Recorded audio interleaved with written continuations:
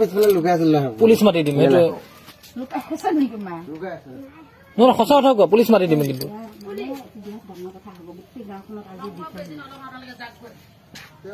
আহিছে আহিছে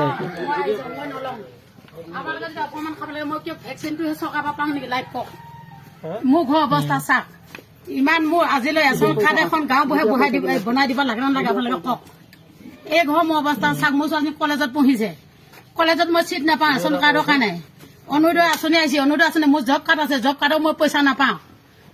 আৰু চৰকাৰক যে আমি বিজেপি চৰকাৰক ভোট দিছোঁ পদুম ফুলত চৰকাৰক খালি ভেকচিনটোহে মোৰ পোৱা দায়িত্ব নেকি কথাটো হয়নে নহয় আপোনালোকে ভাবি চাওক আপোনালোকে দৰমহা পাই কাৰণে আপোনালোকে চলি আছে মই দিন হাজিৰা নকৰিলে মই চলিব না মই ডি চি ওচৰত গৈছিলো সত্য তাৰপিছত মই তাতো সাংবাদিকৰ ওচৰত গৈছিলো মই কথাখিনি জনাই ল'ম ভেকচিন মই ল'ম কিন্তু মোৰ প্ৰাপ্যখিনি মোক দিব লাগিব চৰকাৰৰ পৰা মই এইখিনি প্ৰাপ্য হয় না নহয় গতিকে মই ভেকচিনটো লোৱাটো ডাঙৰ কথা নহয় মোৰ মতাটোও লৈছে মোৰ মতাটো 5 দিন য'ত পৰি আছে মই একে 100 টকা মই ধাৰ বিচাৰি ফুৰিছোঁ মানুহৰ ওচৰত মই একদম চলিব মানে মই পানী এতিয়া মই আপোনালোকে চাওকচোন বস্তা পাই পাই মোৰ ছোৱালীজনী পঢ়ে বস্তা পাই পাই মোৰ ঘৰত এখন ভাল বিচনা নাই ইয়াত টিং কিনি চাওঁ এয়া হেৰি লগৰ ঘৰ বনোৱা এয়া নতুন টিং লগাইছি পুৰণা টিংখিনি খুলি দিছি গামবোৱা ঘৰৰ পৰা গামবোৱা দাদাকৰ ঘৰৰ পৰা মই 1500 টকা দি কিনি আনিছোঁ ইয়াত টিং গতিকে চৰকাৰে যে সেইখিনি ব্যৱস্থা নকৰে দুখীয়া মানুহক মোক খালি ভেকচিনটোহে মোক প্ৰদান কৰে নেকি চৰকাৰে আপোনালোকে ভাবি চাওক আপোনালোকৰ ডিউটি কৰিছে আপোনালোকৰ একো দুখ নাই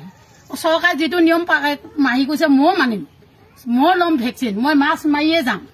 কিন্তু মই দিন হাজিৰা কৰি খোৱা নাই মোৰ মাটি এক লোচা নাই বহা ভেটিটো বাঢ়িয়ে